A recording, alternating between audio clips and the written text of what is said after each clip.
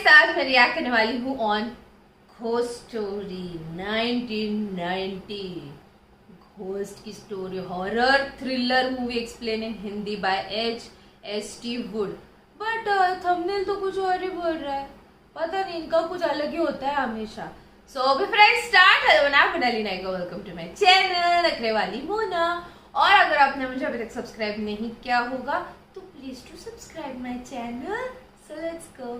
Movie की शुरुआत बहबई से होती है। बहबई एक मासूम और खूबसूरत लड़की थी और आज वो एक चाय की दुकान पर चाय पीने आई थी। जब वो चाय पी रही थी तो पास बैठे दो मवाली उसे छेड़ने लगे। पहले तो बहबई उन्हें अनदेखा कर देती है, लेकिन जब वो लोग अपनी हद पार करने लगे तो मासूम बहबई उन्हें मार मार कर उनके अंडे फोड़ देती है। जिसके बाद वो दोनों डर के मारे वहाँ से भागकर अपने बॉस के पास आ जाते हैं। बॉस उनके टूटे फूटे चेहरे देखकर सब समझ गया था कि जरूर ये दोनों कहीं से पिट कर आए हैं। बॉस ने पूछा, कितने आदमियों ने मारा तुम दोनों को? तो वो दोनों जवाब देते हैं, हमें आदमियों ने नहीं, एक लड़की ने पीट दिया बॉस। ये सुनकर बॉस को बहुत गुस्सा आ गया और वो अपने चमचों को साथ लेकर बहबई को मारने निकल पड़ता है। मगर रास्ते में उन्हें लीशु मिलती है। मवाली उससे बहबई के बारे में पूछते हैं, जिसके जवाब में लीशु कहती है कि मैं उसकी बड़ी बहन हूँ, उसने जो भी किया है मैं उसकी भरपाई कर दूंगी। बॉस ने पूछा, तुम कैसे करोगी? तो लीशु कहती है, मैं अपने जिस्म से तुम्हारे गर्म गुस्से को ठंडा कर सकती हूँ। ये सुनते ही सभी आदमी लाइन बना लेते हैं। अब वो कहती है, मैं अकेली तुम पांचों को नहीं संभाल सकती, मैं अपनी सहेलियों को बुला लेती हूँ। लीशु की सहेलियों को देखकर मवाली बहुत खुश हो गए थे और वो एक एक लड़की उठाकर जंगल में मंगल करने चले जाते हैं। पर जब वो लोग उनके साथ संबंध बनाने लगते हैं तो देखते ही देखते सभी लड़कियाँ मूर्तियों में बदल जाती हैं, जिन्हें देखकर वो सभी डरकर वहाँ से भाग गए थे। उन्हें भागते देखकर बहबई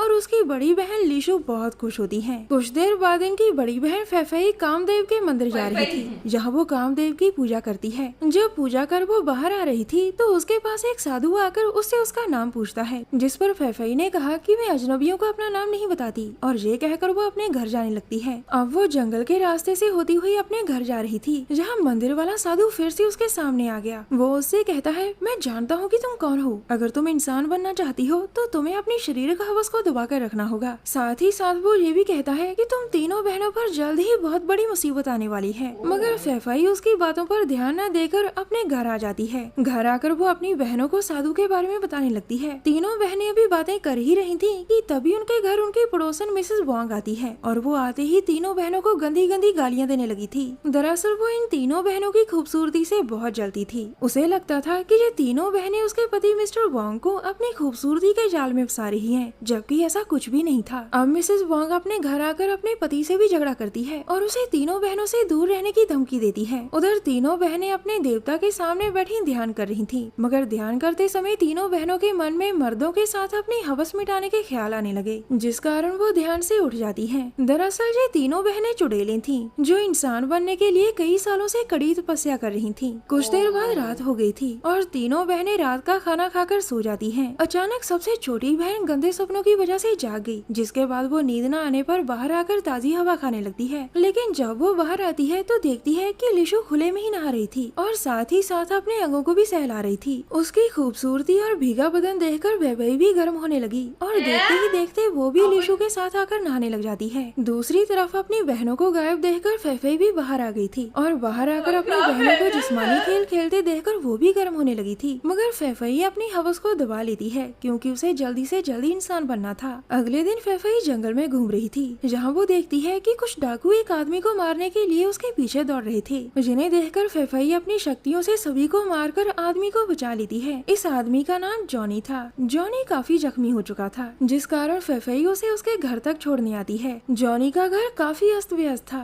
जब वो फ्रेश होने जाता है तो इसी बीच फैफई फिर से अपनी शक्तियों का इस्तेमाल कर जॉनी के घर की सफाई कर देती है। जब जॉनी बाहर आता है तो अपने साफ सुथरे घर को देखकर फैफई का धन्यवाद करता है। फैफई उससे कहती है, आज से मैं तुम्हारे घर आकर तुम्हारे सारे काम कर दिया करूंगी। जिस पर जॉनी कहता है कि मेरे पास इतने पैसे नहीं कि मैं तुम्हें काम पर रख सकूं। उसकी बात सुनकर फैफई कहती है, मुझे पैसों की कोई जरूरत नहीं, मैं तो इंसानियत के नाते तुम्हारी सहायता कर रही थी। फैफई को देखकर साफ साफ पता लग रहा था कि उसे जॉनी अच्छा लगने लगा है। उधर बहबई और लीशु अपनी बहन का इंतजार कर रही थी, जो सुबह से घर नहीं लौटी थी। कुछ देर बाद फैफई घर तो आ गई थी, पर वो अपनी बहनों को जॉनी के बारे में कुछ नहीं बताती। अगले दिन वो फिर से तैयार होकर जॉनी से मिलने चली जाती है। सबसे छोटी बहन को उस पर शक होने लगा, वो उसका पीछा करने लगती है। बहबई देखती है कि उसकी बड़ी बहन एक झोपड़ी के अंदर चली गई। कुछ देर बाद जब वो जॉनी के घर से चली जाती है तो वेबई जॉनी के घर आती है ताकि वो ये जान सके कि उसकी बहन यहाँ क्या करने आती है। जॉनी इस समय नहा रहा था और उसे बिना कपड़ों के देखकर वेबई घबरा गई। जब जॉनी की नजर उस पर पड़ती है तो वो उसे भला बुरा कहकर अपने घर से भगा देता है। जिसके बाद वेबई रोती रोती अपने घर आती है। उसे रोता देखकर लीशु उससे उसके रोने का कारण पूछती है, जिसके जवाब में वेबई उसे जॉनी के बारे में सब बता देती है। उसकी पूरी बात सुनकर लीशु को बहुत गुस्सा आ गया था और वो अपनी तलवार निकालकर जॉनी को मारने निकल पड़ती है। वो जॉनी के घर पहुंचकर उस पर वार करने लगती है, जिससे बचने के लिए जॉनी उस पर पानी डालकर उसे गीला कर देता है। लीशु के भीगे बदन को देखकर जॉनी की जिस्मानी भूख जाग गई थी, जबकि लीशु तो पहले से ही अपनी खुदवाई करवाने को तैयार रहती थी। इसके बाद वो दोनों एक दूसरे को चाट चाट कर नोच नोच कर खूब प्यार करते हैं। अपनी हवस को शांत कर जब लीशु घर आती है तो वेबई उससे जॉनी के बारे में पूछती है, जिसके जवाब में लीशु कहती है कि मैंने उसे जान से नहीं मारा, उसे अधमरा कर दोबारा ऐसा न करने की चेतावनी दी है। ये सुनकर वेबई को बहुत बुरा लगने लगा। जॉनी की हालत के लिए वो खुद को जिम्मेदार मानने लगी थी। इसके बाद वो जॉनी के पास माफी मांगने आती है। जॉनी के शरीर पर जख्म देखकर वो उदास हो गई, जबकि वो तो लीशु के प्यार के जख्म थे। जॉनी भी उसे कुछ नहीं बताता। जिसके बाद वेबई अपनी गलती की भरपाई करने के लिए अपना शरीर जॉनी को सौंप देती है। वेबई की खूबसूरती देखकर जॉनी की हवस फिर से जाग जाती है और वो उसके साथ भी जिस्मानी खेल खेलने लगता है। वेबई के जाने के बाद फेफई जॉनी के घर आती है।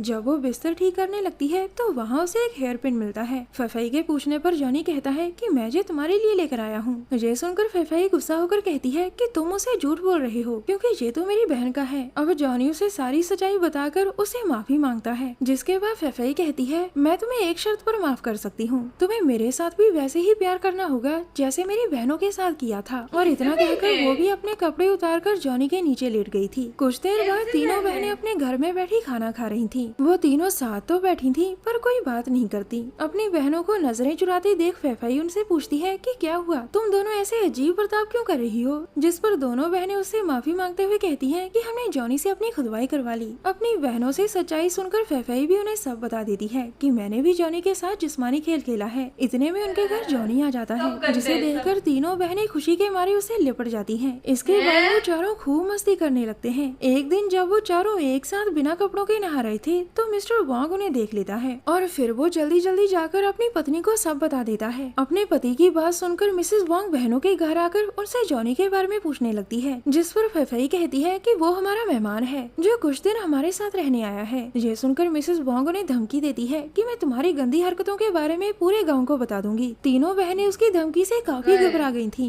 वो जॉनी के पास आकर उसे अपने घर वापस जाने को कहती है। जॉनी बहनों की बात मान लेता है, मगर जाने से पहले वो उनके साथ खाना खाना चाहता था। अब वो चारों बैठकर फल खा रहे थे, जिनके बीच मिस्टर वॉन्ग के मुंह से निकल रहे थे। दरअसल जॉनी कोई आम इंसान नहीं, बल्कि बहनों की तरह वो भी शक्तियों का मालिक था। कई महीनों बाद जॉनी अपने घर में बैठा था और उसकी तबीयत कुछ ठीक नहीं लग रही थी। वो दिखने में काफी बूढ़ा लग रहा था। अब वो अपनी शक्तियों का इस्तेमाल कर एक लड़की को अपने वश में कर लेता है। उधर तीनों बहनों के शरीर पर ढेर सारे बाल उगाए थे। फेफई को लगता है कि ये सब जॉनी के साथ सोने की वजह से हो रहा है। तीनों बहनें बहुत घबरा गई थीं, क्योंकि उनकी इंसान बनने की तपस्या फेल हो रही थी। कुछ देर बाद तीनों बहनें जॉनी से बात करने उसके घर आती हैं। जॉनी इस समय बाथरूम में था और अंदर से अजीब अजीब सी आवाजें आ रही थीं। जब तीनों बहनें बाथरूम में देखती हैं तो सामने का नजारा देखकर उनकी आंखें फटी की फटी रह गई थीं। जॉनी पूरी तरह से एक भयानक शैतान में बदल चुका था और वो उस लड़की को जिंदा ही खा रहा था जिसे उसने अपने वश में किया था। जॉनी का भयानक रूप देखकर फेफई मंदिर वाले साधु के पास जाकर उससे सहायता मांगती है। साधु ने कहा, मैंने तुम्हें पहले ही चेतावनी दी थी कि तुम अपनी हवस को दबा कर रखो, पर तुमने मेरी बात नहीं मानी। अब फेफई के बार बार कहने पर साधु उसे जॉनी से छुटकारा पाने का तरीका बता देता है। जिसके बाद तीनों बहनें घर आकर साधु के बताए अनुसार जॉनी का पुतला बनाकर उस पर काला जादू करने लग जाती है, जिसका जल्द ही जॉनी पर असर होने लगता है। जॉनी भी जल्द ही अपनी शक्तियों से पता लगा लेता है कि कौन उस पर काला जादू कर रहा है। वो तुरंत बहनों के घर में पहुंचकर पहले उनसे लड़ाई करता है और फिर उन तीनों को अपने वश में कर लेता है, जिसके परिणाम स्वरूप तीनों बहनें अपने कपड़े उतार देती हैं। अचानक तभी वहाँ साधु आकर तीनों बहनों को जॉनी के जादू से आजाद कर देता है। आखिर में साधु अपनी शक्तियों का इस्तेमाल कर जॉनी को मार डालता है और तीनों बहनों को अपने किए का पछतावा होने लगता है। दरअसल जॉनी एक बूढ़ा राक्षस था जिसे लड़कियों के साथ संबंध बनाकर जवान और तंदुरुस्त रहने की ताकत मिलती थी। जहाँ कहीं भी हवस की भूखी लड़कियाँ होती थी, जॉनी अपने आप वहाँ खींचा चला आता था और इसी के साथ इस कहानी का यही अंत हो जाता है।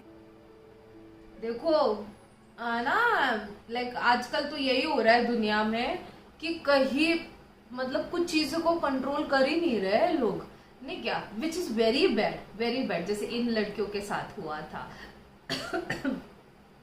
वो कोई तो पंडित जी इनको मिले थे, उन्होंने कहा था कि बाबा ऐसे नहीं करना है, अपनी हवस को कंट्रोल करना है and all those things, but फिर भी उन्होंने नहीं सुनी। किसी ने बताने की जरूरत ही नहीं है, कुछ चीजें होती है यू शुड कंट्रोल, बेसिक होना चाहिए इंसान में, कि कोई भी किसी के भी पास जाके कुछ भी करने का कितनी फालतूगिरी है बताओ। कितना जानते थे जॉनी को, क्या पता था, गए जाके आ गए जाके आ गए। So that's the reason. मैंने कितने बार अपने वीडियोस में कहा, मुझे ऐसा फील होता है कि जैसे दुनिया से ना प्यार नाम की चीज खत्म ही हो गई है ना, ऐसा फील होने लगा है कि ज्यादा लग ही नहीं रहा है ही नहीं है, क्या हो रहा है, उस प्यार नाम की रिस्पेक्ट ही खत्म हो चुकी है, कुछ भी नहीं। अभी कैसा है पता है आपको, लेके यहाँ पे ब्रेकअप हो गया, 2 दिन में तुम नई लड़की लेके आते हो, कोई भी ठीक है, नई लड़की ढूंढते हो या पीछे पड़ जाते हो किसी के, तो पेन को फील करना ही नहीं है हमको। बाबा ये गई, मुझे कोई तो चाहिए भाई, मुझे कोई तो चाहिए करके, तो बहुत ही डिफिकल्ट सा हो गया है